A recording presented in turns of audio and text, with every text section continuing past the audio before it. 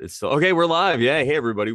Welcome. Let me try that again. Hey, everybody. Welcome back to another brutally honest episode of the best darn show on the internet, the Oversharing Show. I'd like to give a shout out to our friend Carmen. She gave a list of different adjectives to use, and I chose that adjective to describe our show from that. So thank you. And if you guys have any suggestions, just comment below or put them in the chat or whatever. But I would say comment because then we'll remember them more. What's up, Sharon? Hey, Hey. how y'all doing today? QSB says, what up, y'all? Oh, what's up, QSB? We got 3 peeps in the chat. And the place to be. Nice. The best darn chat in the internet. Could say that for Indeed. sure. Yes. Yes. So we're going to be talking about the Tao today. We're really excited, but we recorded an episode for next week with Bootsy. We recorded it on Tuesday. You guys are going to love it. It was so, Bootsy Greenwood. yeah, it was great. We made some good Yeah, connections. So many synchronicities, obviously, so. it was really cool. Yeah. And I do want to say I noticed that when we were talking about the Tao series we've been doing, we said the last one we did was 56 and Yeah. 57. Well, that was like the one before that. So Yeah. it was funny that we forgot that we even did 58 and 59. So today's 60 and 61. It's, you know what it is? I think it's great because neither of us are focused on the numbers or the end. We're just excited to be doing a series about the Tao, and I think that really goes to show about what kind of translation this is for everybody. We're not rushing along, and we are not worried about getting to the finish line. We just want to get through this whole thing, and one step at a time. Yeah, But I speaking of that, thought oh, go of ahead, a go ahead. thing that we could do if you want, which I don't Yeah, think you'd be opposed. But we are probably gonna, once we finish this Tao series, we're probably gonna pick another book to go through or another set of readings to go through. And maybe we can put a few options out there and people can vote on them on YouTube or in Telegram. And we can ask people if they want us to do a series on the Dhammapada, the I Ching, the Bhagavad Gita. Like, let us know. yeah, that's Um, a great idea. We can actually even compile the data in different areas because if people tell us on Telegram or they comment, then you could just write their name, and what they voted for, and then we could figure it out. Yeah, so I would yeah, vote for the Bhagavad Gita, but I'll do whatever. I don't care. Dhammapada is great too. Like, yeah, let us yeah, know what you yeah, guys we could, think. yeah. And Great I idea. like the doing different versions of it, but um I don't know if there are multiple, like that many multiple versions of the, I'm sure there are probably Bhagavad Gita. Um I just had a funny idea, but keep going. I'll I tell was you just how. going to say, I do know that the Dhammapada and the I Ching, I've looked at those, and there are different versions of those. So I'm confident we could select from those. But yeah, I'd have to look into the various translators for the Bhagavad Gita. I know definitely Eknath Ashwaran has done a really good one. Um, Yeah, but that's yeah, the one anyway, I'm what were you with. going to say? we could go live on election night on Tuesday. We could talk about the votes for our for what series we're gonna do next. Instead That's of true. talking about the election, we'll be the only show that's live that's not talking about the election, but is talking about a vote. That would Yes. be That's people kind of just synced like with come into the chat, thinking it's an election thing they see on YouTube, and they'd be like, "Yeah, that'd be funny." Anyway, go ahead.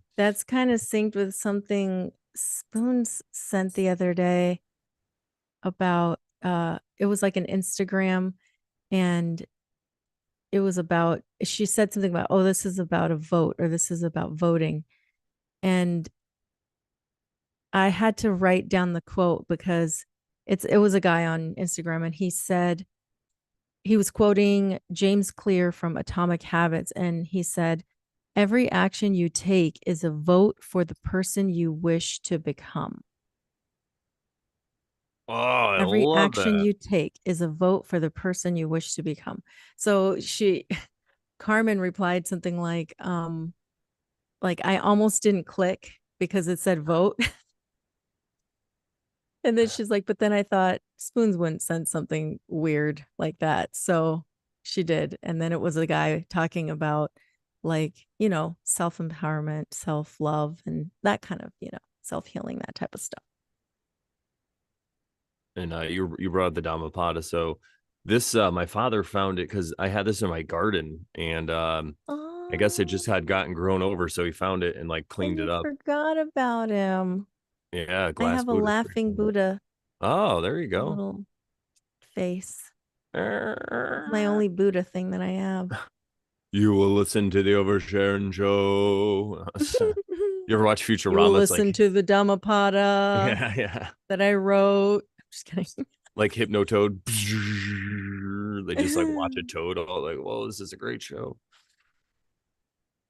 Yeah, so let me bring up today's quote. Speaking of all these fun things, great idea though. QSB says I could use a place to hide from the election coverage. Mm, I mean, we could check our schedules. I don't know. We'll see. What is it, Tuesday night? It's a Tuesday. I don't know which. Like, it's the first Tuesday in November. I'm pretty sure. I'm gonna read the quote. If you want to look it up, yeah, probably won't might be hard to find. Yeah, it is Tuesday. It's the 5th. 11:5. Human salvation lies in the hands of the creatively maladjusted. And this is by Martin Luther King. Actually, allegedly, because I didn't even verify it, but I trust the source. Even if it's not, I really love that quote because I feel like it describes most of the people that we're friends with on the internet, the creatively maladjusted.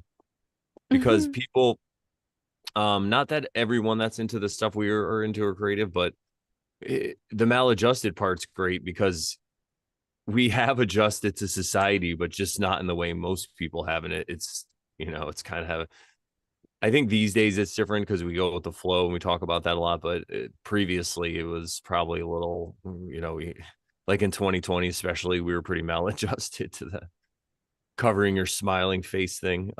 Speaking of that, I was just in a store and we were getting like bins and stuff. It's a store called Ocean State Job Lot. It's amazing. They really have everything, but it's like one of these, But anyway, they had bins and they had like other stuff. But I got this.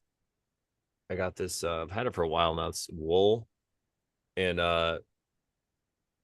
it's from Pendleton. They're awesome. This one was like 300, but I got it on sale for like I think 99 or 89 or something silly. And it just happened again. So Elizabeth got one and it was even cheaper because it was a smaller one. So we both had it on in the store. And this lady came up, but she had a mask on too. It was so funny. And she's like, "You guys look so great. You're so cute with those things." And how can I be mad at her? Even though she had a mask, she was like, it was so funny. Yeah, it looks like a Native American, kind of like a Indian. Oh, it does. Yeah, I wore it up in Maine. Southwest, like a Southwest Yeah. motif. And that also when we were in one of the Airbnbs in Maine, I hung it on the bedpost and I'm like, this thing just belongs here because it went with all the decor and like all the wood. It was funny. But yeah, this would be a good Sedona shirt, I think, in the winter, especially. Maybe Mm-hmm. I'll get to go there this winter. Indeed. Oh. Well, Anyway, I am pulling from the Crowley deck, from this deck, and I haven't looked at it yet. What is it? It is Eight of Cups. ooh, Indolence. yeah. It gives like a bunch of options of Eight of Cups. Was that the Seven of Cups, or is it the Eight of Cups that does that in the Rider Waite? The 7 does the option. The 8 is where the lady's walking away and there's like low tide. Yes. Yep. Yes. So this one's different kind Yeah. of from that. You still have that low tide theme. Pardon me? In that card, it looks like a low tide kind of situation still, like you would see in Oh, the Rider okay. Waite. Okay. I do like the 8 of Cups though, because 8 is that number of infinity. It's that number of perpetual motion. It's always going. And if you think of emotions in cups, and it's basically, the way we've been talking about things, I'll interpret this card as you're always going to feel emotions, right? It's always eternal in this physical thing, body, I guess. But it's really up to you. It has to do with your relationship with those emotions and how they're guiding you. And something we were talking about with Bootsy, so you'll hear this again next week, but he was saying how your emotions are just trying to keep you safe a lot of times. So if you realize that, then you don't have to fear them either, or hate them, or get upset or be ruled or controlled by them. You could just look at them as what they are. And the Eight of Cups, I think, embodies that, especially because you think of the Rider Waite, where the person's walking away, and sometimes you have to walk away from something that is important to you in order for it to work out and come back. So just like with the Tao, sometimes we like next week we're not going to do a Tao, and then And then after that we we don't might know yet for the following week. It's a Halloween the following week after next week. So we haven't decided yet if we're going to let y'all just have a night off and enjoy your Halloween, or if we'll premiere something, or I don't know. We'll We be don't back that know. Tuesday with election coverage, though, on our we'll just call it oversharing election coverage, like cover the vote. Bonus episode. And everybody that comes in that thinks it's about something else will be like, before you go, what do you think? Bhagavad Gita, Dhammapada?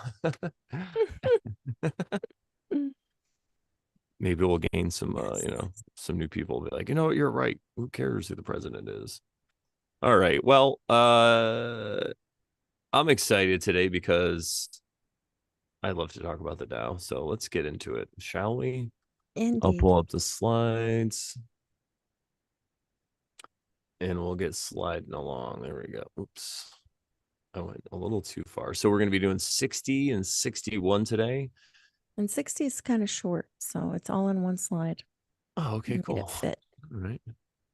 And I'm going to see the comet after this. So I guess you guys can look it up, but I'll stop really quick. So I was going to tell the story before we went going anyway, but last night we were hiking. Elizabeth found this really cool spot, and it was an old farm field, and there was a plaque there just in the woods near the field. And I guess the guy that owned it used to use it as the airstrip, and they have a picture of him next to the plane. I was like, what a legend, right? Just flying into your own land. I'm like, and so anyway, we were able to see the moon amazingly because we could just go to the other side of the field. And as we left, we were driving home and it was dark, and there's all these people pulled over, and they're looking, and they had like cameras and stuff pointing at the sky, but it was the opposite side of the moon. So I'm like, what are they looking at? So we looked, actually Sharon's mother told us when she was talking to her later, is a comet, I guess, was visible last night and tonight. So Whose mom? Sharon, Elizabeth. I'm like, do you have another friend named Sharon? Just all the women in my life, you get confused. Yeah, but so she was talking to Rob, and I guess it's some comet that is only visible every 80,000 years. I was like, wow, that's lucky for us. I heard there was supposed to be a comet, and we haven't looked outside to see it yet. It was when I realized it was too late the night that I found it, and then I was like, oh, oops. We weren't outside looking at the sunset, so it was supposed to be visible 45 minutes after sunset.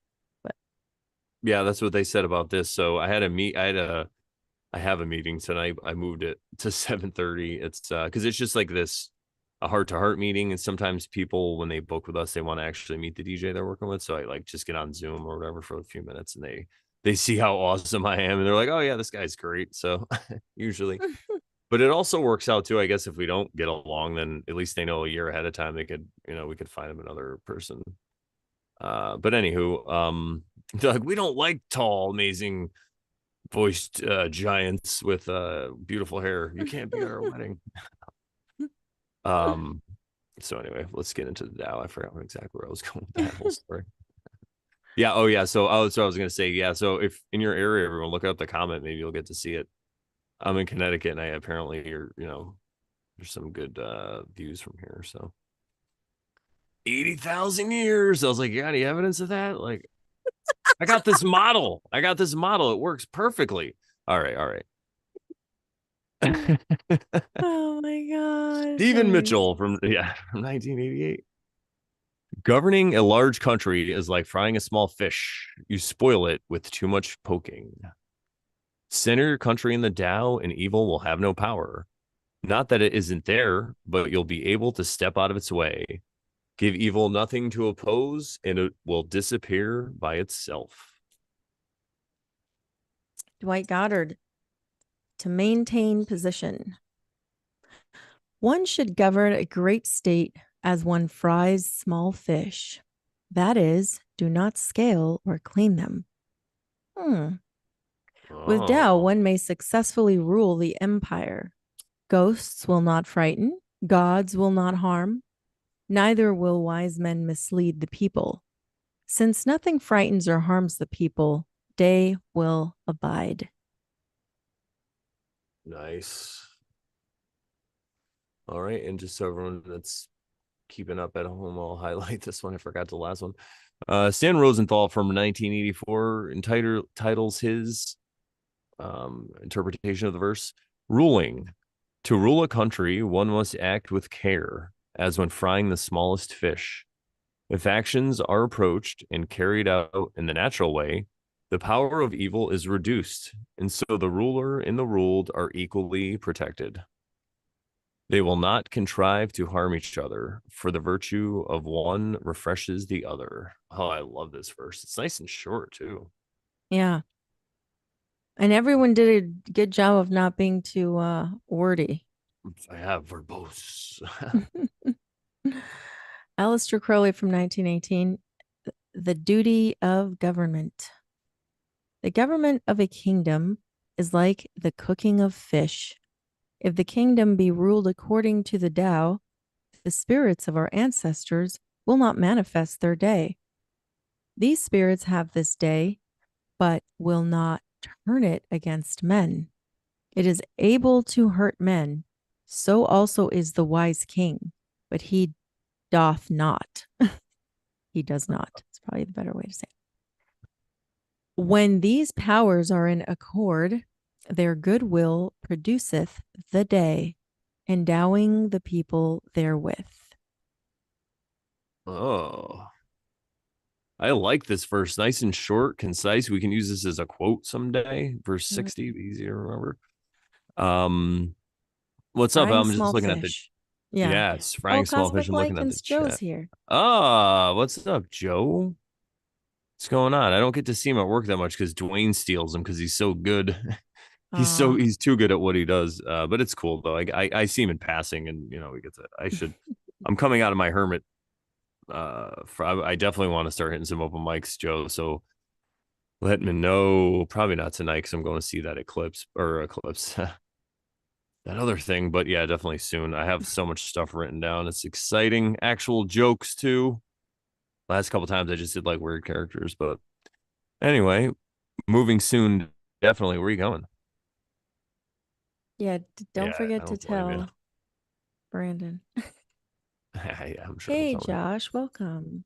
Oh, what's up, Josh? Got a good crowd in here. Brookfield. Oh, Welcome to nice. I love Brookfield. So beautiful. I was actually in that area Saturday. I did a wedding. It was more New Milford or up north of there, but it's so beautiful out there in Connecticut, everybody. Yes. All right. So let's get into the breakdown. Oh, yeah. What's up, Kirk? How's it going? Who else is in here? And Asling. Isling, that's Cammy. Asling. Oh, what's up, Cammy? Oh, nice. Yeah, I haven't seen her in a while, I don't think. Oops. There we go. Okay, let's get into our breakdown of this amazing verse. I really like the frying of the small fish thing. It's such a I good know. analogy. That was cool. Governing a large country is like frying a small fish. You spoil it with too much poking. I mean, there's not much to say about that. Like, Ooh. Large country. He's not saying a small country. oh yeah, governing a large country is like frying a small fish. Yes, yes. So, you could easily say that our government is so spoiled because of all the poking they do, right? Well, most giant governments in this realm center your country in Well, the you spoil it, you spoil the country. Yeah, We're 100%. poked to quote death end Yeah. quote. Poking is like taxes, right? Like, and regulations. Like, Oops. silly. I was thinking about this the other day because this isn't something we've talked about in a while, but really the only thing that should be illegal is theft, right? Like theft, and that would include murder. Like if you think of the Mark Passio definition of theft, because it's, murder or whatever. If you're like have sex with somebody without their permission, it's the same thing because it's like you're stealing their right to choose. Mm-hmm. So everything else is, should be fair game. So all these other regulations are just pokes at the bear. Mm-hmm. So, but we're not complaining. You just got to do your best with what you're given. Like what would Gandalf say? He'd be Right. like, Right. right, quit bitching Mm-hmm. about your situation and just do your best that you can out there. I was thinking that the last couple days too. I mean, yesterday for sure, but like it's like I'm, you know, hearing about all the things that go on in the world, right? And I don't intentionally go looking for the information, but It finds you. the Yeah, I information know. comes to me somehow. And, you know, my thoughts are like, you just do the best you can with what you have. And I mean, again, we're going back to the whole this world is perfect as it is. It's like if God didn't want you here now in this moment, in this space, with all the things going on the way they are, with, you know, a certain type of quote gubernare. Gubernare. Get offended as you like, folks. Yeah, if you know you're here, and so it is perfect. It is perfectly where you need to be. Expert level, right? Like you reminded Right, me last time. right. It is. We're in this like we've played the game lifetimes before, and maybe it was like golden age up to it's like the easy Yeah, mode, golden easy. age, Yeah. easy mode, golden age. And then you like keep like you're like, oh, this is cool. I can do this. And you're like, oh, this is easy. Boom. So it gets a little harder. Then you have, the next yuga, right? In the next cycle, and the next, and you keep coming back. And I mean, that's how I see it. I think that's what happens. That's how we grow spiritually, is we have to live these lifetimes. So, we're at the expert level Yeah. mode in the game now, and we're just like, okay, we have to just make do with what we have and figure things out. And that's all I that's all how I can describe it. Exactly. It's like another way to describe it. You ever watch I Love Lucy? There's a famous scene or episode where she's in the chocolate factory, right? And they start coming out and they're boxing them or something, or they're doing something, and they start eating them because they she tries to figure out a system to do it better, and she gets overloaded with the chocolates, so they're like thrown in places and trying to, and that's what it's I like now. remember It's seeing that scene. That's hilarious. Yeah, exactly. Or it's like in a song when the song speeds up, right, and starts to go Yeah. faster. Yeah, that this is that time right now. It's, things are speeding up. Time too. I feel like it feels like it goes by so fast, extra Cosmic fast. Lycan says he'd just smack people with his staff for being so stupid. LOL. I think he's talking about what, Gandalf or what? Gandalf. Yeah, he would. I think it's funny you say Gandalf and it's with an Yeah. A. Oh yeah, Gandalf. I know. It's the I say Gandalf without the L, and Cody laughs at me. It's like, why? It has an L. I'm like, shut up. Gandalf. Gandalf. Gandalf. I'll just It's start calling him oh man, the other one. Gandhi. Yeah. Olerin. He has a few different names. Oh, that's right. Mithrandir. Mithrandir. Yeah, there we go. Mithrandir. That's it. All right. Speaking of Mithrandir, I'm sure he would love the Brandoff Tao. dear. Mithrandir. Mythbrandir. Yeah, that's what I call me, Um, Brandolph or Mythbrandir. Yeah, I love it. Um, you spoil it. All right, we talked about that. So center your country in the Tao, and evil will have no power. Not that it isn't there, but you'll be able to step out of its way. And I love that because a lot of people like Dave Smith. I used to listen to this guy, Dave Smith. He's a comedian, and he was all into libertarianism, and he would talk about that how government is that way, where you could just kind of step out of the way. Like most times, the evil that comes, it's just so slow, mhm. plodding. So it's the same. I mean, we did say our government's crazy, but it's definitely a good And analogy. I think too, like the whatever you just said, it's like stepping out of its way. To me, you can do that energetically. And I feel like, we've talked about this many times before, but like when you don't fear it, when you don't um worry about it, it's not it's like not attracting that energy to you. So like I remember us talking about when like people were getting really into like what to say if they were going to get stopped, on the road. And we talked about it like if you're sitting there practicing what you're going to say and stuff, you're bringing that to you. And I personally know people that did that and then that happened to them. And I took the information, but I was just like, I'm just learning about it. I'm like taking everything, of course, with a grain of salt. And as much as like there was that fear that wanted to come through, I just, I always have to go back to and lean on, like, okay, God is taking care of me. Like, what can I possibly do? Like even things like, okay, like leaving windows open at night and like letting the air breeze, through the house because it's nice, like I shouldn't have to fear that someone or something's going to come through or whatever. Like, why can't I just trust that God has my back? And if that's meant to happen to me, then it was going to happen. Like, I wasn't going to be able to just prevent it. Like, you know what I mean? I don't know. It sounds radical and crazy, but I just have to go back to that because it's like, God has my back. I can't like sit here and like do every single thing to like and put myself in this fear mode. You know what I mean? And you A can hundred put a little percent. check mark on the, you know what I mean, slot for Sharon today and take your Oh shot. yeah. No, I think you're absolutely right because it if you're gonna die, you're gonna die. And of Or course it if doesn't mean anything's you going to happen to you, it's going to happen. Like, yeah, it doesn't mean you have to isn't live there? recklessly and all these things. But that I remember what I was gonna say.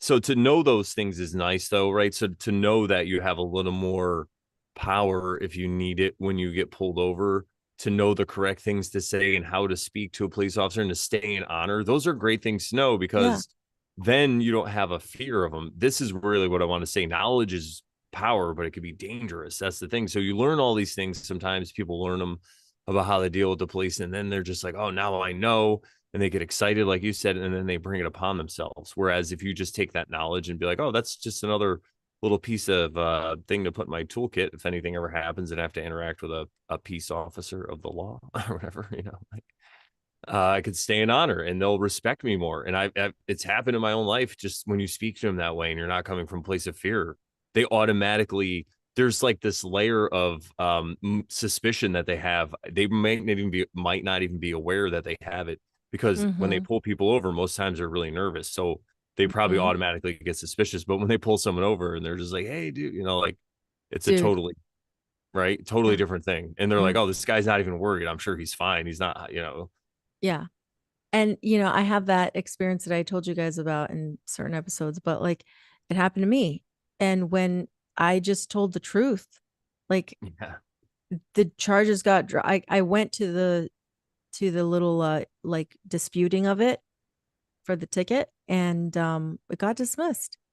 It happened to be the case that the peace officer didn't show up and that's why it got dismissed. And the other people, either he didn't or the other people that got, cuz I had like bumped into someone because I fell asleep. I was like in college and I like did all-nighter. It was horrible. And so we were in this like slow traffic where we were all like coming to a stop, and it was a lot of cars. So I wasn't going that fast. So I bumped the person in front of me, and the the police officer was actually right there, and he had come over, and then he was like, "What happened?" And I just was honest. I was like, "I pulled an all-nighter. I was very tired and my eyes closed. Next thing I know, I wake up because I bumped something, you know?" And but yeah, I wasn't in fear, really. I was I was just like, "Oh, I'm, I can only tell the truth. I don't know what else to do," you know? Yeah, yeah, exactly. Oh, not telling you that this is what you should do. I'm just saying I've experienced I've experienced that, and the non-fear part is real, you know? Yeah, it really is. They treat you totally differently. Yeah, when you're worried, or when you're also, if you're you come at them and you're like offensive or whatever, they're gonna feel like, all right, what's going Yeah. on? We're all defensive. Yeah. All right. Let's get back at that down. I think we're almost done with this verse. And the last part is give evil nothing to oppose and it will disappear by itself. And that's exactly what we've been saying, but just in a roundabout way. If you don't focus on it, it's not going to manifest, right? Like you just step out of its way. And another way to look at it too is the way they look at it in Law of One: show love and light to anything that's like evil. You're just like, all right, evil entities or spirits, I love you. Right. It's Yeah. like when you're just nice to rude people, they don't know what to do, and because they're trying to get a rise out of you when they can't. Mm. It's because they're energy vampires. They Yeah. just run away. Yeah. True. Shall we read Dwight Goddard? Yeah.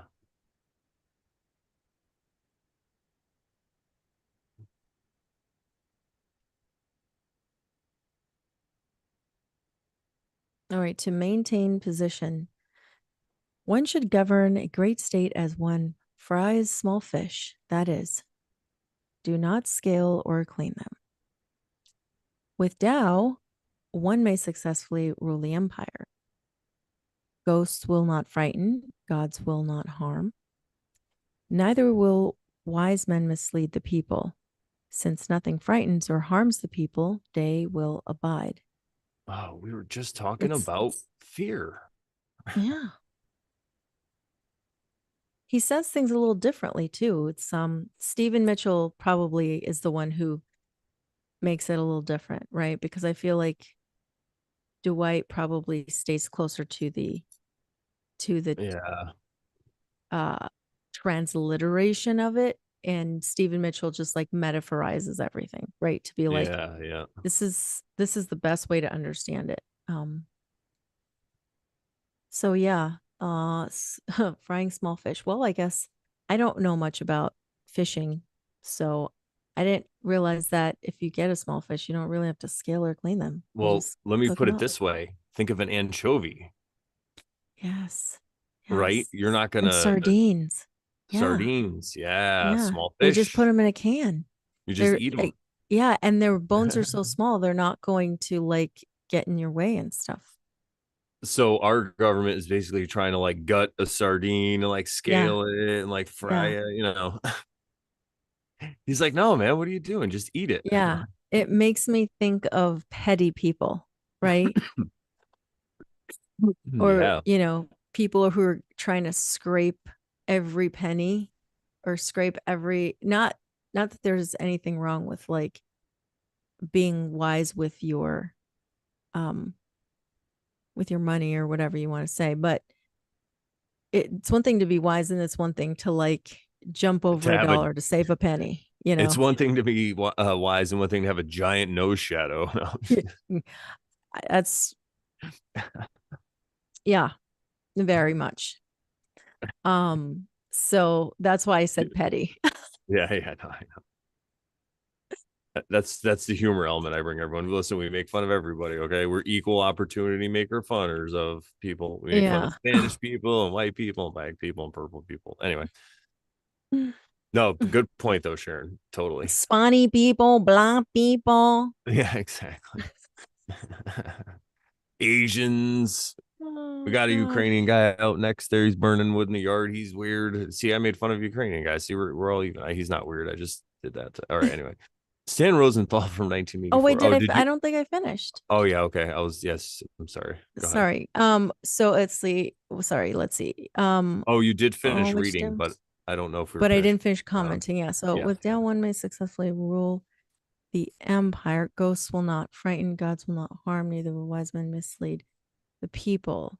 So with Tao, they're saying like with balance, probably with the way, with allowing people to be without meddling with them, like helicopter mom or um what is it called when um you're like you're at a job and Overbearing, your boss is like nitpicky. micromanaging. Yes, like no micromanaging of people. Yeah. So you won't be frightened by quote ghosts, gods will not harm. I don't know what he means by that. Neither will wise men mislead the people. Well, I could say about that if you are uh wise in the ways of the Tao, you will not be led astray by cults, like wise men misleading the people.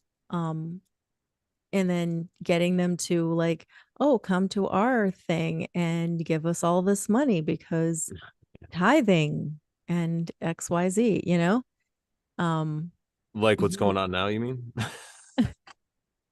yeah, Yeah. yeah.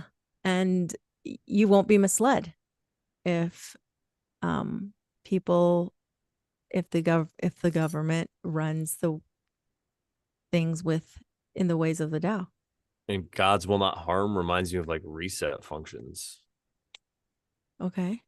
Because like any kind of reset function is supposed to, apparently from what we can glean, and of course we don't know everything, those who know don't talk, but if the reset function if they do exist, and it is to get rid of people who aren't really ascending in their consciousness or whatever, how we talk about that. So maybe if you have a society of people who are just living in utter debauchery, then the resets affect it.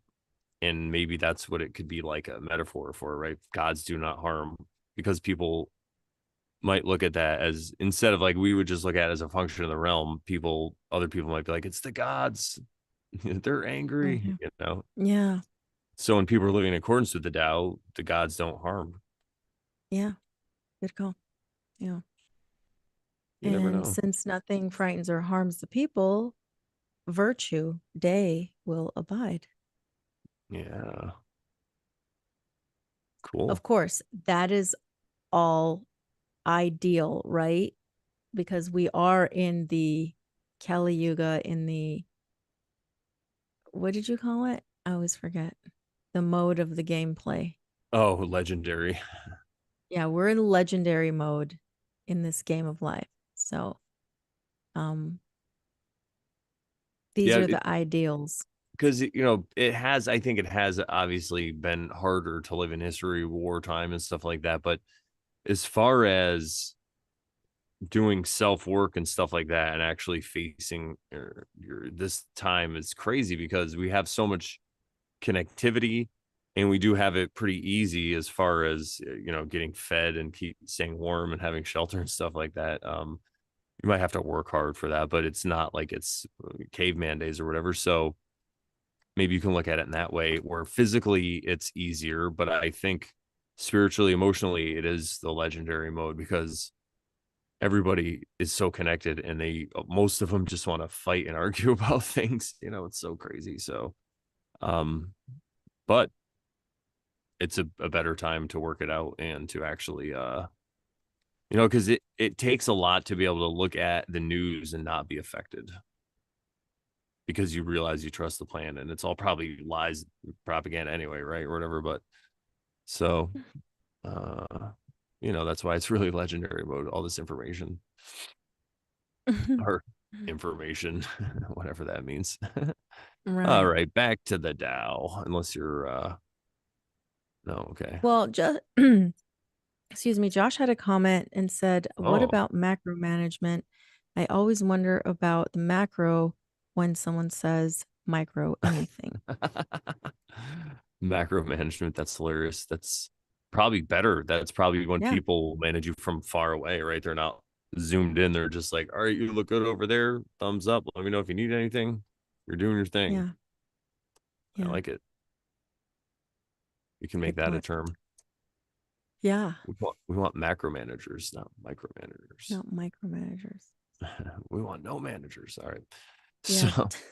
So Stan Rosenthal's verse from 1984 ruling: to rule a country, one must act with care as when frying the smallest fish. So same thing, pretty much, just worded differently. And like you said, it's interesting that they were in the 80s, like it seemed different from the other two interpretations from the 1919 and 1918. Yeah. Crazy.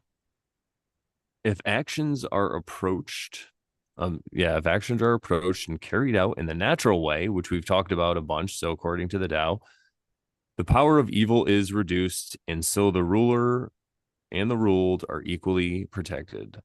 So it just sounds like a better balance. So it's not that bad things don't happen during that times and people don't die, but it's just better energy, right? Just more of a balance when you go or when you're in society. Yeah. Power of evil is It, reduced, and so the ruler and the ruled are equally protected. are you clear on that? Yeah, Or that you? kind of reminds me Okay. of the gods that comment, right? Yeah, The gods will yeah. not harm. So the The ruler and power the of ruled evil are is equally reduced. protected. Yeah. Yeah,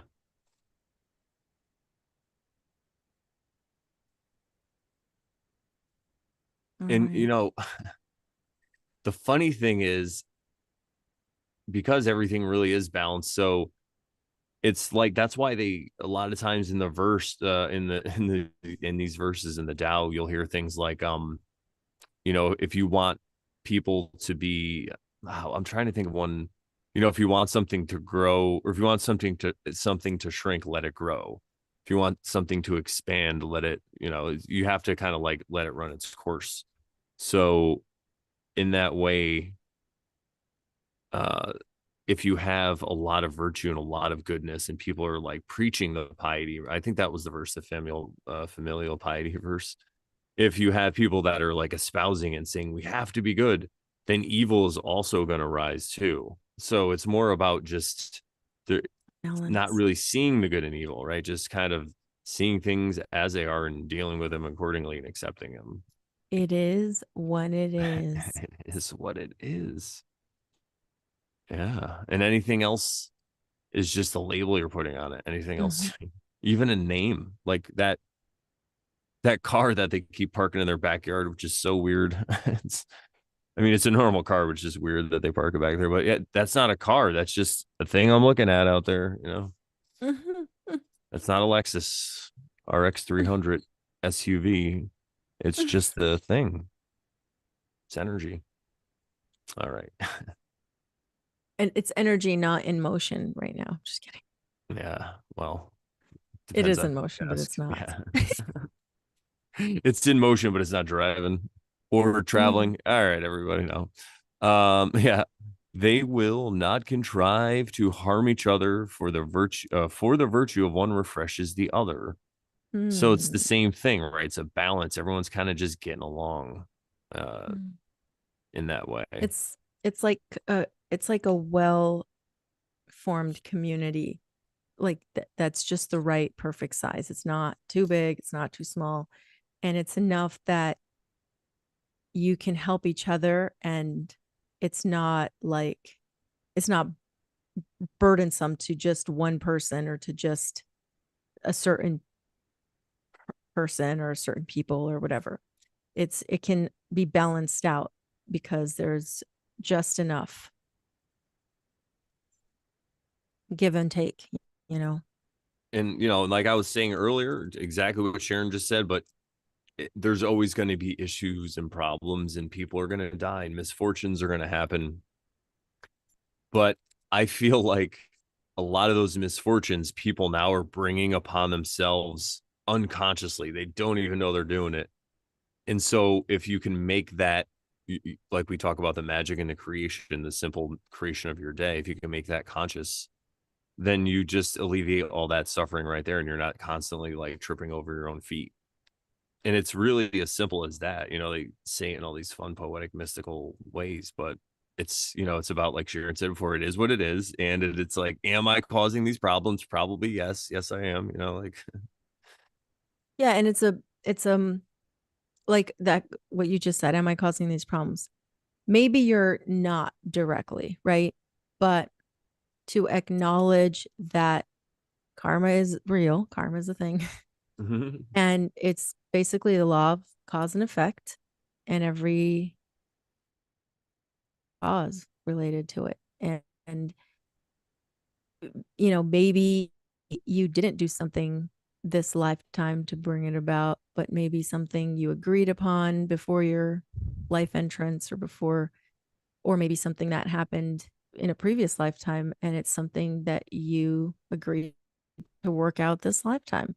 So um you just have to allow God to bring you to the situations that he's bringing you to, he or she or the universe or whatever you want to call God.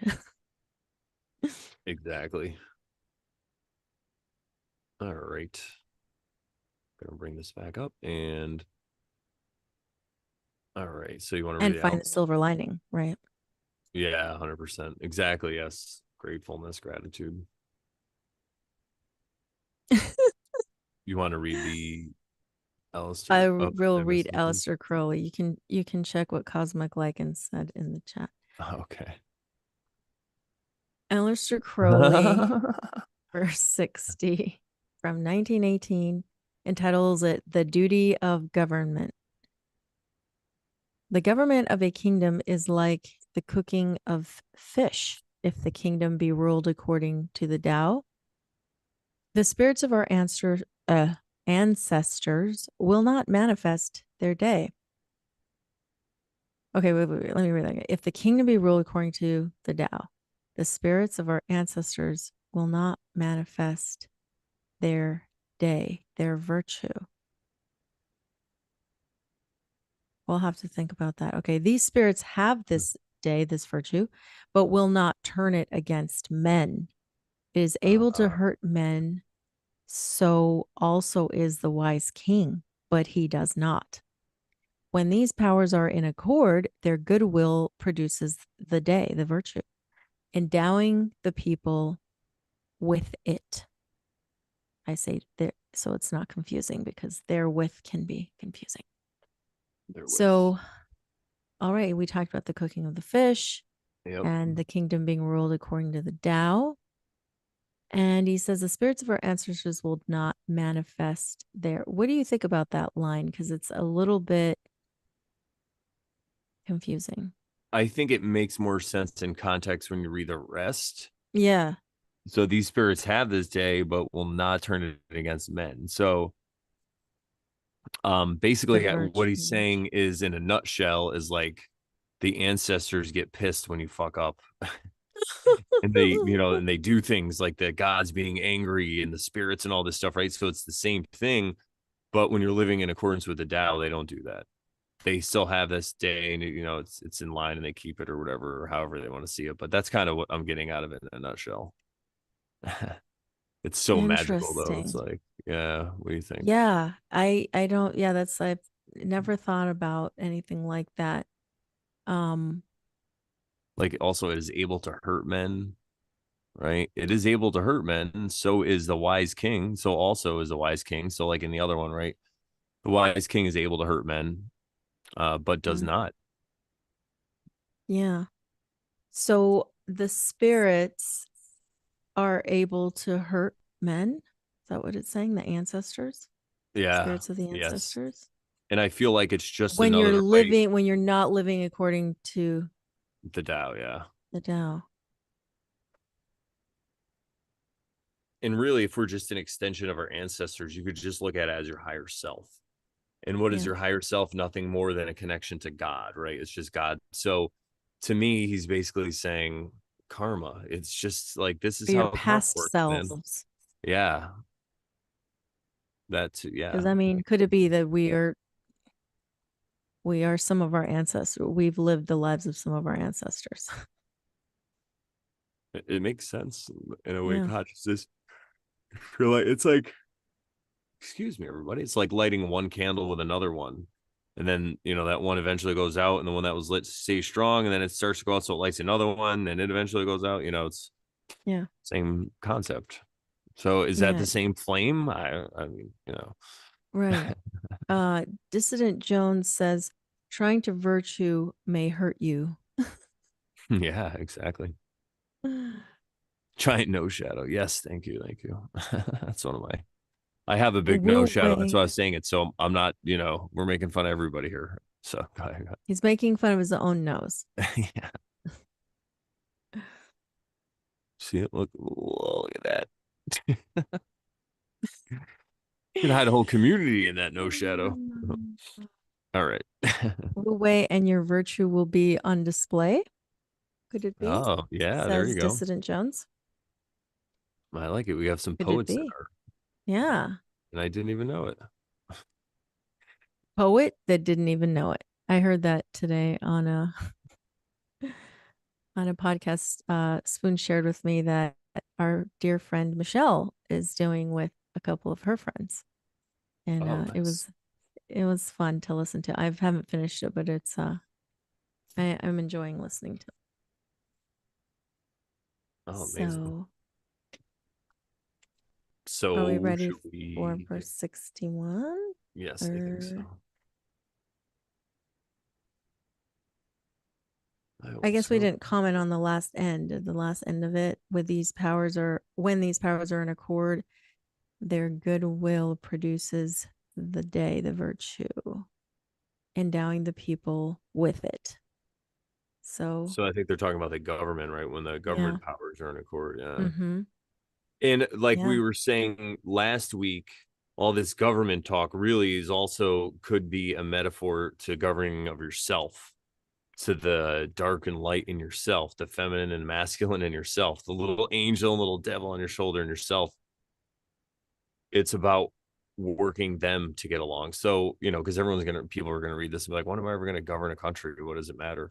Well, you have to govern your own self every day. Well, I mean, you don't have to, but it's up to you if you want to. So that's all we're trying to say. It's about self-work. What a surprise. All righty. Verse 61. So I'm gonna go through and read. We're gonna read each version. Stephen Mitchell from 1988. When a country obtains great power, it becomes like the sea. All streams run downward into it. There you go. The more And I'll powerful, just go ahead. yeah, go ahead. I was just gonna say this one I couldn't figure out where to break it, where to cut it, so we're just gonna read the whole thing. Oh, yeah, that's fine. Okay, no It was worries. complicated to find the The more powerful it grows, the greater the need for humility. Humility means trusting the Tao, thus never needing to be defensive. A great nation is like a great man. When he makes a mistake, he realizes it. Having realized it, he admits it. Having admitted it, he corrects it. He considers those who point out his flaws as his most benevolent teachers. I love that. flaws and faults, same thing.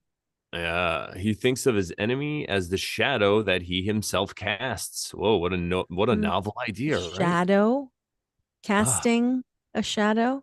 yeah. You were just talking about no shadow, so I just Yeah, yeah. He thinks well, we'll get in the breakdown. I'll use that one. Uh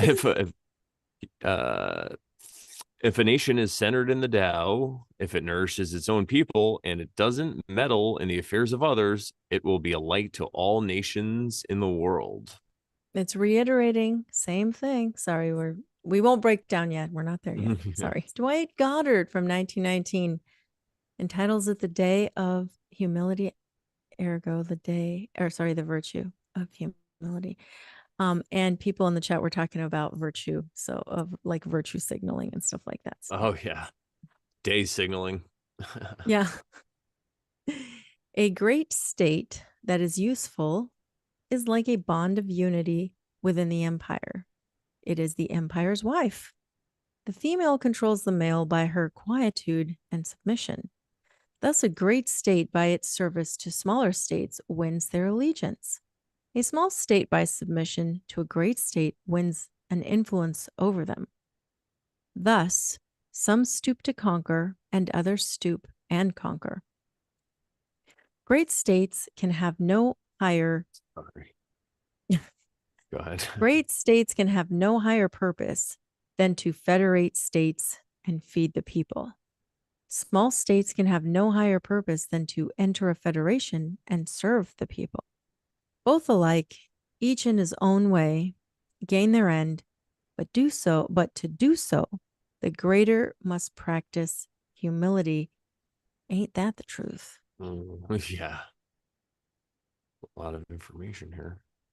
All right, Stan Rosenthal looks surprisingly short. Humility.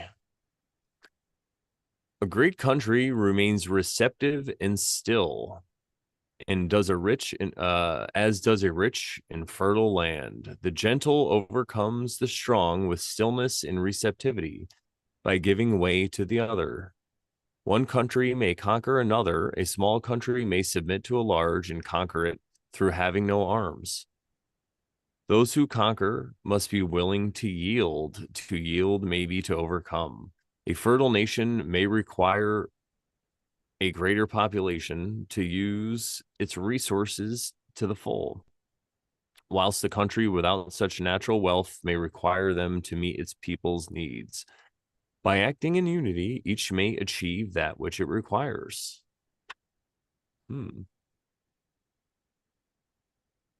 Aleister Crowley, 1918, entitles it The Modesty of the Day. A state becometh powerful when it resembleth a great river deep-seated. To it tend all the small streams under heaven. It is as with the female that conquereth the male by her silence. Silence is a form of gravity. Thus a great state attracteth small states by meeting their views, and small states attract the great state by revering its eminence.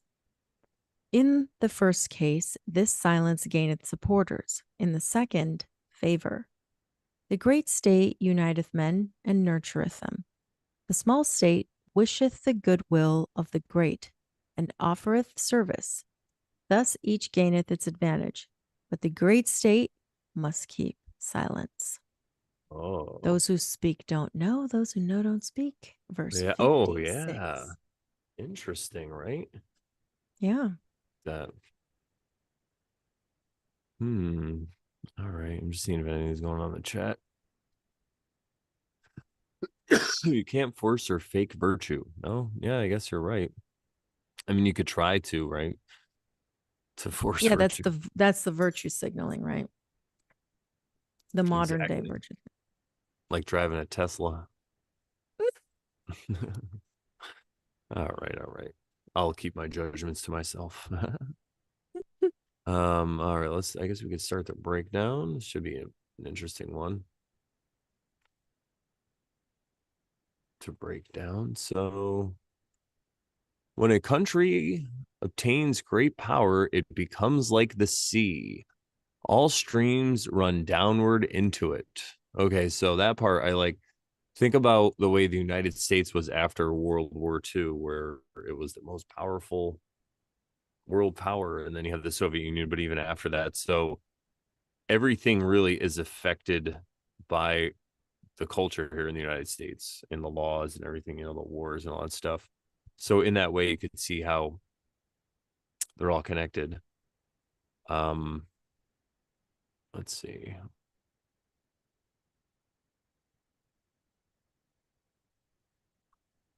The more powerful it grows, the greater the need for humility. Yes. Yeah. And they just go ahead and tell you humility means trusting the Tao. So trusting the plan. The bigger your country gets. Or so if we're going to be talking about this as far as self-work, because you're talking about power, so the more powerful can also mean the more knowledge you gain, right? So you're starting to go down these rabbit holes. Or the more popularity or the more fame or whatever. Yeah.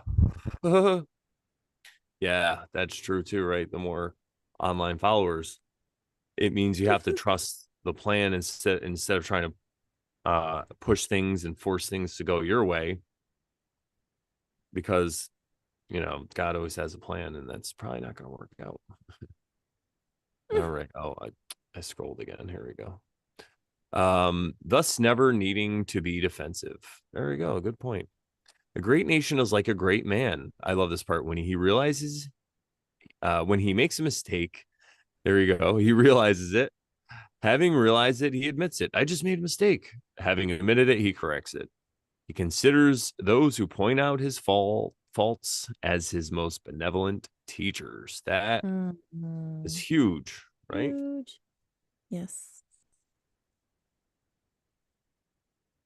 There's really not a lot to say about it, but I mean,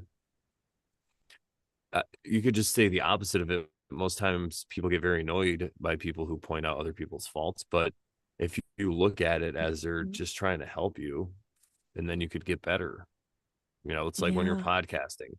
If someone tells you, hey, you keep saying every 2 seconds and it's annoying, You keep saying, you know what I stop doing mean? it. You know what I mean? You know what I mean? You See what I'm keep saying, saying? you know what I mean? See what I mean? At the end of the day, you know what I mean? See what I mean? So what I No mean one told me is that, by the way. I noticed it in myself. oh yeah. But yeah, if Oh, I somebody didn't had told me realize you that, were I working would on I yourself. would be like, okay, yeah, that's something I probably should work on. But go ahead. Sorry. Yeah, it's good to do that, right? And then you become more enunciate. You can You learn to enunciate yourself enunciate, you better. learn to be more, Well spoken, even. yeah, People can clearly understand you and you can intentional get your too. point across. Yeah, intentional as well. Yes, it's very important. So listen to the Tao. They know what they're talking about. Yeah. All right. Um, I like, okay, so he says humility means trusting the doubt that's never needing to be defensive. It Mm. the defensive part is what I wanted to touch on. It reminds me of like when I think we were talking about a couple of Tao episodes ago when I was saying like God doesn't need you to defend him. You know what I mean? Like when people like Yeah. get on their apologetics and they're just like, "Oh, why do you believe like this? And why do atheists XYZ? And why this and why that?" And like having debates and people come on and debating them and them trying to debunk them and debunk their debate and just like, Debunk. Yeah. really? We've been debunked, everybody. Sorry. Oversharing's been debunked. I guess we got to go home now. Wait, I am home. Never mind. All right, we can keep going. Like, yeah, Yeah. that's so It's funny. like why do they have the need to be feel so defensive? Like what are they projecting? Like what's going on? Why are they applying physical principles to a spiritual concept? Because no one That ever too. told them that you probably shouldn't do that, because it doesn't exactly make sense. And if it does to you, then you're probably caught in a false paradigm, which is fine because I'm sure we all are in some degrees or one way or another. But Or have yeah, been. right. That's what it comes down to, I think. Anyway, Yeah. good So point. so when you stay humble, you can admit your mistakes, you can recognize them, realize them, admit them, correct them. And instead of what is it called when you take offense, instead of taking offense when somebody points out something that maybe you could do better, if someone's giving you constructive criticism, even if they're not giving you constructive criticism because they're maybe doing it in a not a nice way, who knows? But if you can look at them as your most benevolent teachers, then you can find the silver lining instead of complaining or being upset. Because a lot of people, we all do this. You know, I preach to the choir, I preach to myself.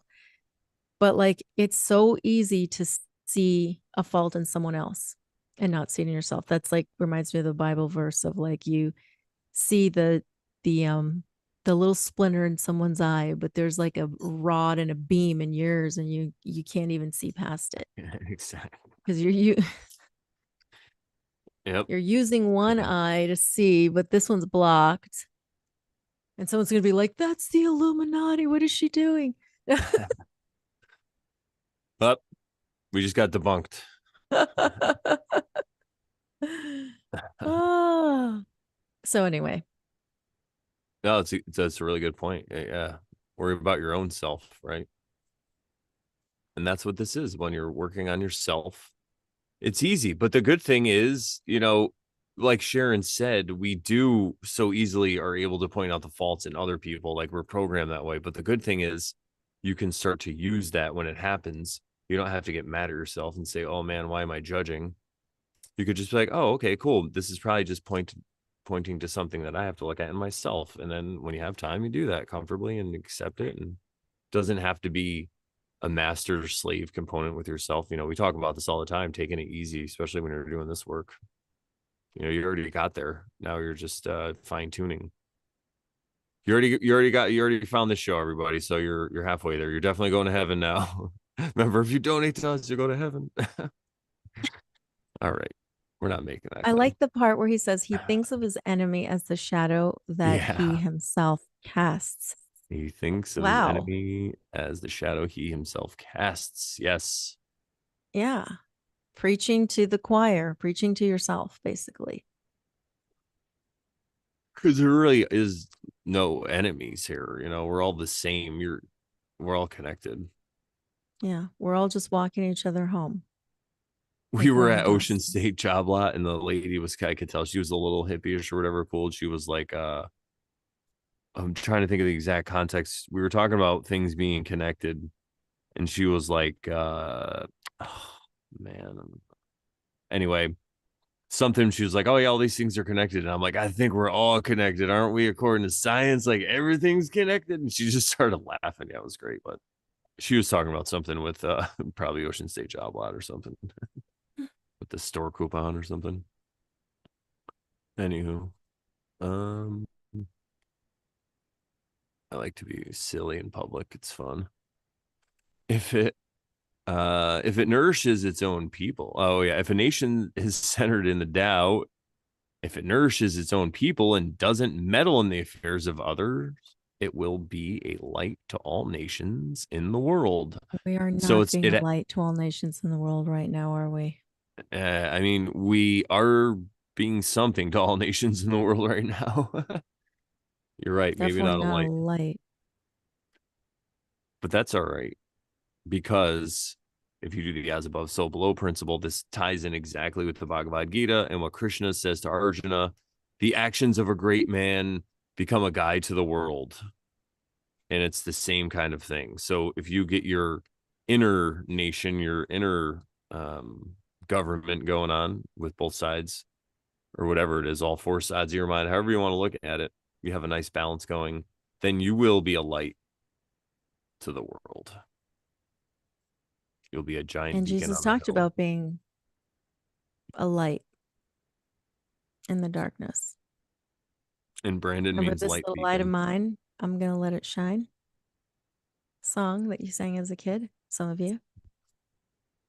In Sunday school. Sunday. And Brandon, speaking of Sunday school, there was when I was into that, when I was in all that stuff, way back in the fourth to sixth, seventh grade days, into that Christianity stuff. There was this Bible store or Bible bookstore or whatever, Christian bookstore we would go to, and they had magnets with names on them. And mine said Brandon, and it had like the meaning, and it said light beacon. So there you go. I'm a light I beacon. forgot about that. Yes, Mm-hmm. some of these memories that stick in my mind. All right, Dwight Goddard, shall we break it down? Indeed. From 1919, verse 61, titles this The Day of Humility. A great state that is useful is like a bond of unity within the empire. it is the empire's wife. Ooh. That's funny. The female controls the male by her quietude and submission. Thus, a great state by its service to smaller states wins their allegiance.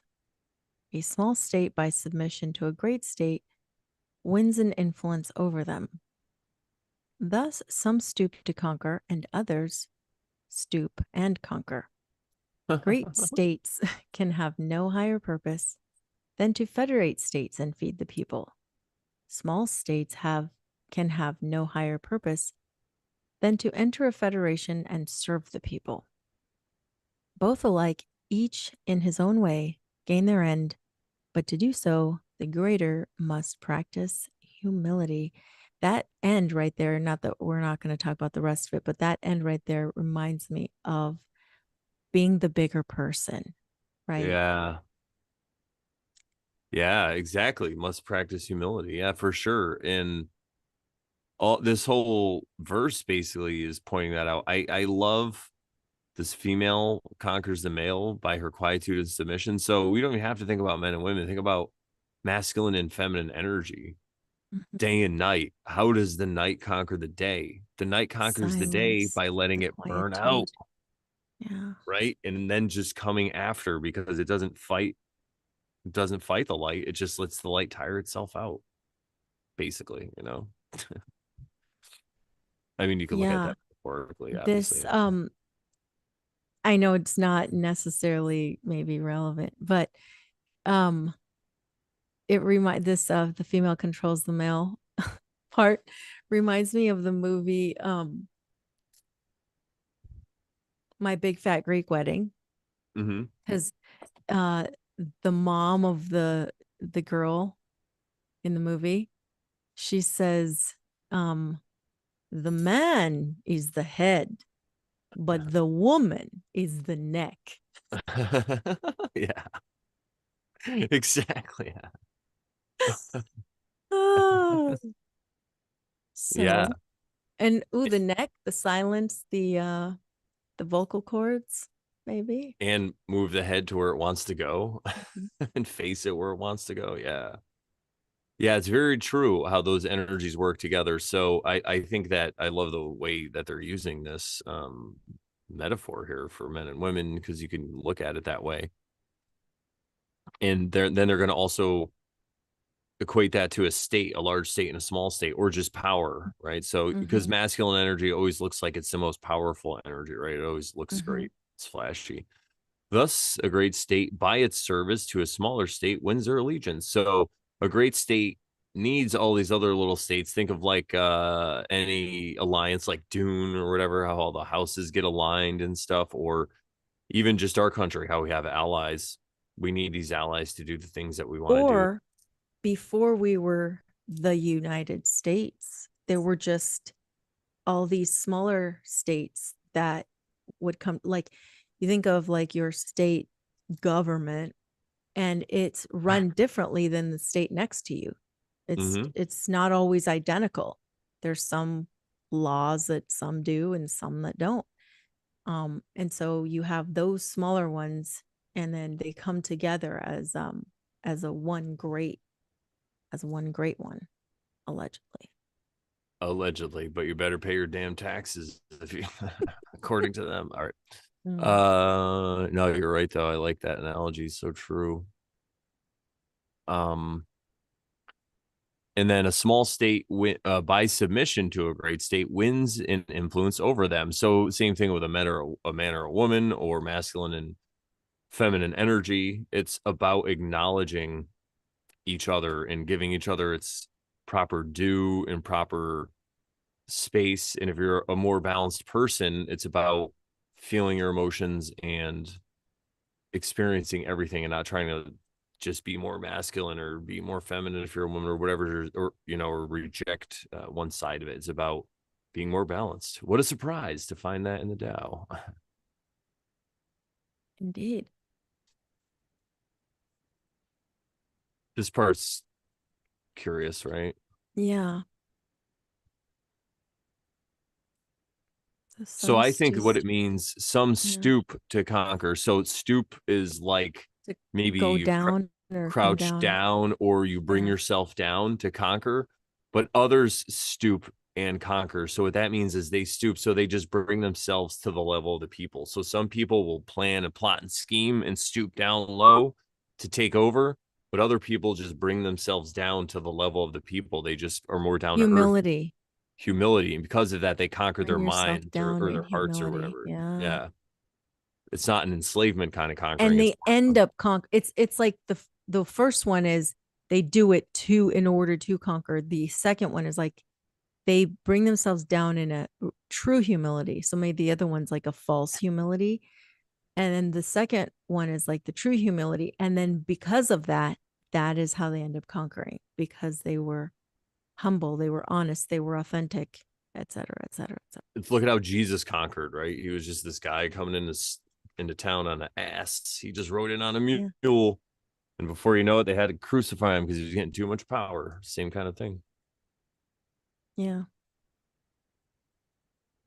And he was And then humble. also, if you to continue the theme of self work, if you're going to look at it in that context, stooping is more like trying to plan and control, and like I'm going to go on a diet and I'm not going to eat this anymore, and I'm going to do this, and I'm going to meditate every day, and being Mm-hmm. strict. I guess, trying to get a good meditation practice, you have to be strict on yourself. But the other way, though, is to just bring yourself down more to earth and be grounded and then kind of follow as it goes and be in the present moment And kind of let thing. it So happen. let it Yeah. happen. Yeah. Realize you already are perfect. Get into the real universe as opposed to the symbolic one where you're just looking out there at that Lexus. he's still there. What's he doing? All right.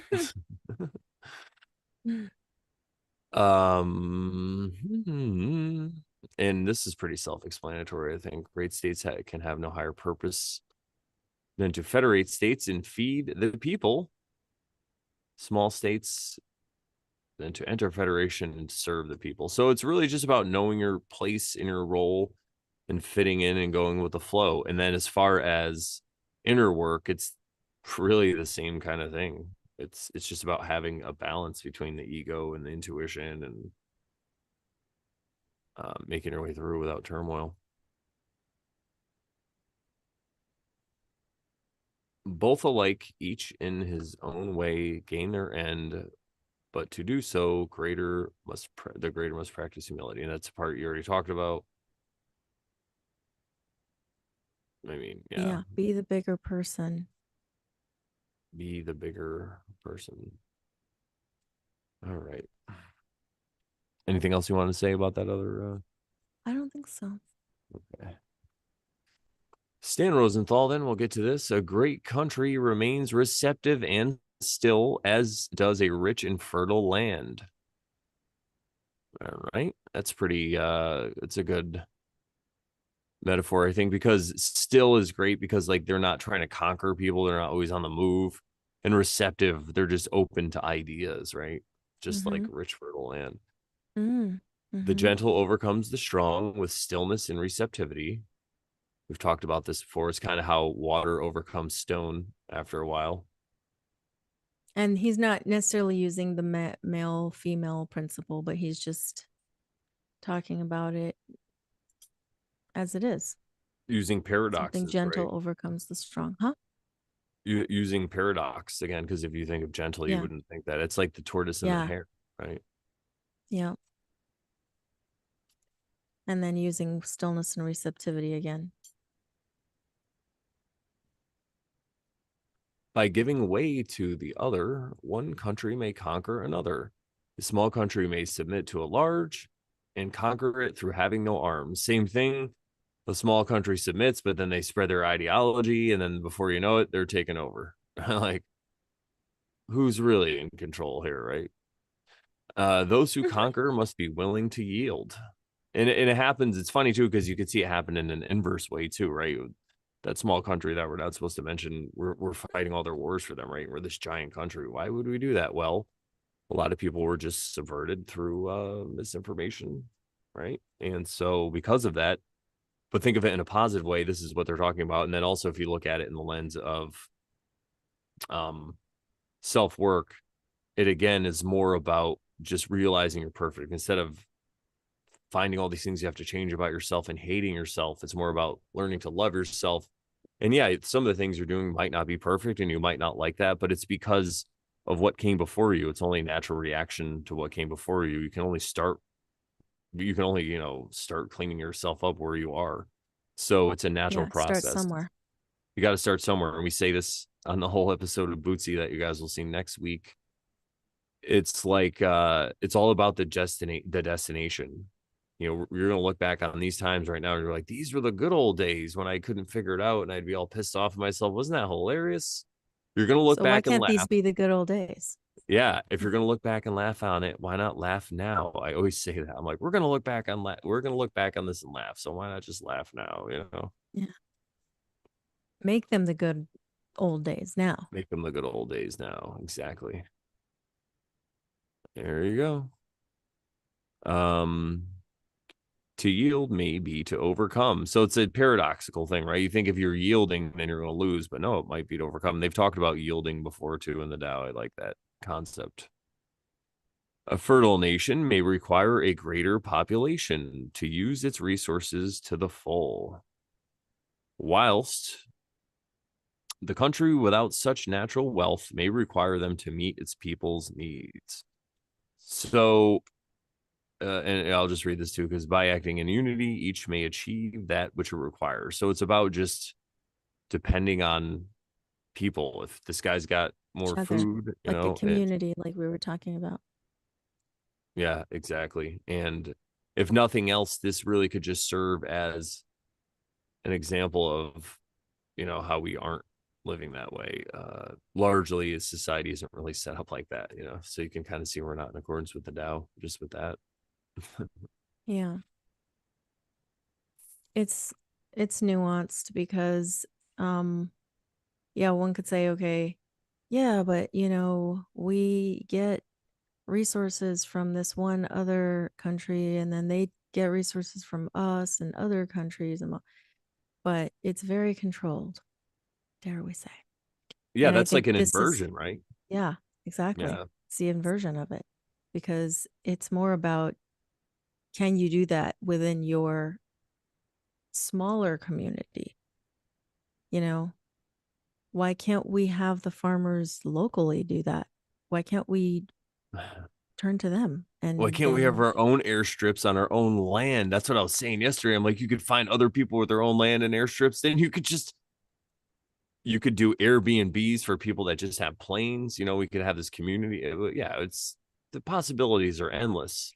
So instead of focusing on all the negative stuff, why don't you focus on the stuff that you still have? Because I feel like what happens is when people focus on the things that they lost or they don't have anymore, the way they wish it was this way, that's when they lose all of their hope or rights and freedoms that they have now, because they're not thankful for what they have now. So they lose it, That's the trick. They always get you looking to what you lost and you're always mad about that. And then you lose what you have right in the present, which could be as simple as just a peaceful state of mind, right? Just turning on the news and or seeing a Instagram post or whatever, a video, and you freak out. You just lost your positive state of mind or whatever, or your peace. So that's all we're trying to say. At the end of the day, take a shot. All right. I think have we minimized our things that we say, like to one per show? I think so. Yeah, we've done pretty well. I gotta say, let's take a pause to just say how awesome we are. And we've gotten continually better and we just nail it. And like we were telling Owen, I think we were telling him how, we keep saying don't worship us. We were talking about, we had a whole episode where we were telling people in the future not to worship us. Because we're nailing it so right. But yeah, and we also have amazing voices, right? We're able to transmit this message in such a positive and delightful way. And it's easy to hear. You don't have to hear a lot of ums and repeated things and uncomfortable silences. We have very comfortable silences sometimes on the show, and we overshare. But if you do feel like we are doing that, you don't have to let us know. Yeah. Or, tune us out. The people who are probably that way aren't probably listening because they've already tuned us out like 5 minutes into the show. Yeah, but if you notice some kind of crutch thing or whatever, totally let me know. I'm always open here because I want to make myself better for the audience. So to me, it's like, you're right. I screwed that up. Let me try it again. Righty, Rooney. I like how we did a little victory lap there. It was good. I mean, we're about to complete verse 61. How many verses are there? 82? 81. 81. Yeah, so we're 20 away. Wow. Mm-hmm. All So it means right. we're what, 10 episodes away if we keep doing 2 at a time? Yeah, if we do 2 at a time. Yeah, so we 10 can have this done before Christmas, possibly. Probably if not. we keep doing one a week. Yeah, But but of definitely course by that's early next year. So that's cool. yeah. By the spring, we could start something new. Yep. All right. Okay. The modesty. Don't Oh, you're count your done. chickens before they hatch. Yeah, exactly. Yeah, exactly. Who does, Sorry. right? Oh, No, forgot we no, were you're on right. Aleister Crowley. Sorry. One last one. No, you're totally right. I'm just daydreaming. Oh no, it's fine. I'm excited too. Excited to keep getting through these and then get a new one, a new book started or Yeah. whatever it's gonna be. So Aleister Crowley from 1918 entitles verse 61, The Modesty of the Day. A state becometh powerful when it resembles a great river, deep seated. Sorry, a state becomes powerful when it resembles a great river, deep seated. To it tend all the small streams under heaven. It is as with the female that conquereth the male by her silence. Silence is a form of gravity. Thus, a great state attracts small states by meeting their views, and small states attract the great state by revering its eminence. In the first case, this silence gains supporters. In the second, favor. The great state unites men and nurtures them. The small state wishes the good will of the great and offers service. Thus, each gains its advantage. But the great state must keep silence, be the bigger person. Yeah. And Act if like you you've been there know, don't before. speak. Act like you've been there before. Like, if you have power or if you know more than other people, especially spiritually, then why are you acting like you're better than them? You're falling for another trap. And trust me, Valid I'm Sharon and point. I probably both did it. I know I have. So, you do it, you get into it, but then there's the next stage of realizing that, oh, yeah, there's that spiritual ego I got. And then you're like, oh, it's cool, whatever. That person, they're just doing their best with their worldview. Mm-hmm. They think I'm going to hell. It's fine. Like, Yeah. If you argue with them, that means you probably think you're going to hell too. Could it be? could be, or you're not. You're, Yeah, because you're really arguing to yourself, right? You're yeah. trying to, Convince like you were yourself. saying earlier in the episode, you were talking about you don't have to defend God, right? Mm-hmm. So if God doesn't need any defense, who are you arguing for? You're really only arguing for yourself because you don't Yeah. believe it deep down. Yeah. You got some Could it be? cognitive dissonance going on. Could it be? But we all know that Aleister Crowley's shining down from heaven.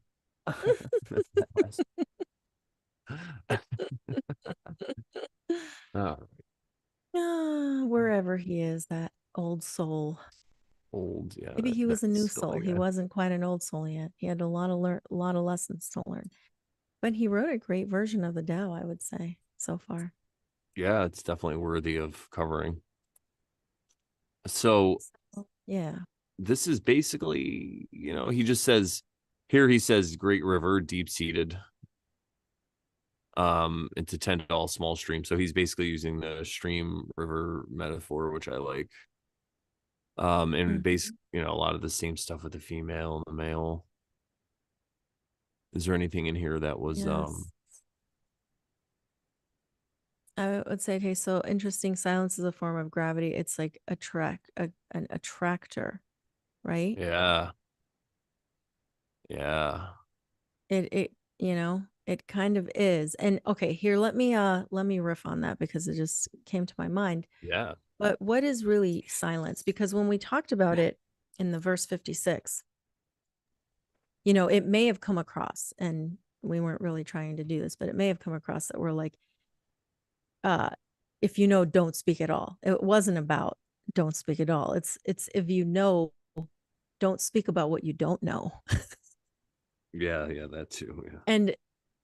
And don't speak as if you did know, and don't speak as if you are arrogant and prideful that you know better than someone else. That's what the don't speak part is about, right? Especially on matters that really are mysteries. When you talk Absolutely. about spiritual matters and stuff, it's like you Yeah. can't prove it. So Yeah.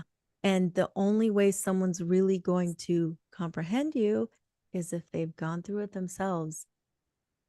And yes, it's okay to like, talk about it in general terms, but to say that you know better, or that and that they're wrong and you're right, that is where verse 56 comes in. Is like, that's the those who speak don't know part.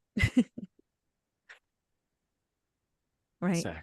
So when thinking about this in terms of silence being an attraction, there being an attraction to it, I think it's also because of the humility that comes with it. Because when you're, quote, silent about it, you're not pushing your thoughts and beliefs on other people. You're not like, I'm right, you're wrong. Because what does that do to anybody? That's off putting. It's very off putting. Like, do you want to hang out with somebody who's always like, no, I'm right, you're wrong? It's very annoying, right? That is not attracting you to that person at all. Exactly. So when you're silent, the silence is more about the acceptance of the other person for where they're at, and the speaking about things in a way that is I guess general and not like arrogant, not prideful, like I know better than you. So Staying in honor, right? that's yes. Staying in honor, really. And that can be attractive because people then want to hear what someone like that has to say, right? Could it be? I think so. It's kind of like when if you're in a room as a comedian and everyone's being really loud and it's a loud room, sometimes you try to shout over people, but a And lot if of you like, times people have success with because everyone's like, wait, what's going on over there? mm-hmm. So Like when you whisper someone, everyone's like, what? yeah, but you could yell it and no one would care. Like, oh, if he's yelling, it must not be important. Amazing. All right. Let's see what else. Is there anything else in this verse that we want to? So I was just talking about the science being like attractive, and then Mhm. yeah, the rest I think is very similar to some of the other verses. So Yeah, in the silence first gains case, support. this Go ahead, read that. in the first case, this silence gaineth supporters. In the second, favor. Yeah, so in both ways, it's the silence, and it really is like you said: those who know don't talk; those who talk don't know. So it's really about a person who isn't being arrogant and boastful and prideful, It's a humility. yeah. And then, this part, oh, the great state makes sense. But then, So the bigger country, or the bigger whatever, um, the more, quote, powerful one, uh unites them, unites people and nurtures them. And then the smaller one wishes everyone goodwill, wishes goodwill to the great, and then offers service. I saw that in the other one too. I think Dwight Goddard said like feeding the people and then serving, like one feeds, the other one serves. Do you have Oh any yeah. thoughts about why they used that metaphor? I suppose Well, I think because the larger one would be the seen to means. have more abundance, so it feeds, and the Hmm. smaller one might not have as much possessions, but it can serve. Yeah, So like it's there's always some kind of and you can even like looking at it the internal way we look at self-work and all that stuff, you can look at this as a metaphor for abundance versus lack in different times, like what you can be grateful for. So if you're a smaller nation, you can help serve. So there's always a purpose for somebody. If you're a larger nation, you can help by feeding people. how would you talk about that in terms of like yourself and the feminine and the masculine? Is there like a parallel there? Well, I think so because the feminine is more of a nourishing energy, feeding, nourishing. Um, in the Serving. That's the serving one. well, if you could, well, you said there's feeding. Oh, so the serving is the Yeah, the feminine. serving is the feminine, and Yeah, then that does make sense. I see it like a masculine, like the man goes and works and Provides. provides, and Yeah, then the yeah, woman like serves in the home and, you know, does all the things for the kids and the husband and all that stuff. that makes much more sense. Yes, no, I like that breakdown. Definitely. Not that, you know, that's just an example. It's not how it necessarily always is for every case, but Yeah. Oh, yeah, yeah. Exactly. Yeah. Just a metaphor. And then okay, so the last part I did want to highlight this too, because he does close with silence, I mean, but the great state must keep silence. So it's the same thing. The great state isn't trying to tell the little state what to do, right? yeah. Or how to act or how to be or how it thinks its spirituality should be. No, it just uses this service and it's like, thank you for your service. Here's some food. It's an even exchange, right? It's no micromanaging. It's like a macro managing thing. Yeah. Sweet. All right. Very cool. That's What's it. going Those on in were the the chat? two verses for today. Yeah. Nice. We It's are pretty at quiet right now. about an hour. Oh, a little bit of a shorter one today. It looks like an hour Yeah. and 40 Not minutes. quite That's the cool. two. 7 people in there. A little quiet. That's cool. There's a lot going on out there. I get it. Everyone's just chilling. They're going to get ready to watch comment. I was going to say, if you've seen the comment about the comment. Thank you, Kirk, Kirk. thank you. Awesome. Well, everybody, you know the website, morelawsmoreproblems.com. Click on the Over Sharon tab. You could find us in audio form there at any podcast provider. We use Podbean, so it puts us out everywhere. Make sure you like, comment, subscribe. And I was going to say something else though, You want but to talk then I about got the vote sidetracked.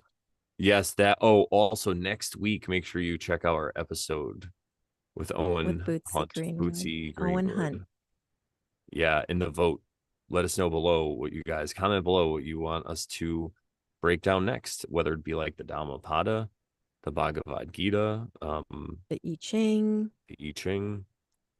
You let us Now, know. those are some of the options. I can't think of something else right now, but yeah, there's the Kybalion, you know. Yeah, the Kabbalion for sure. We're still going to be throwing in episodes of the Law of One here and there.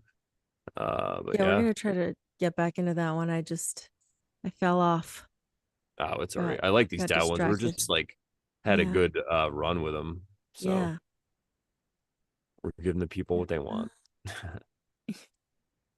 All right. we're Well, giving the people what God wants. we're God giving wanted God with it. apparently Yeah. God wants the Tao, so we're doing the Tao. We're just running God, with look it. outside. Hang on. Aleister. I mean, God, what do you want? The Dow. Ah!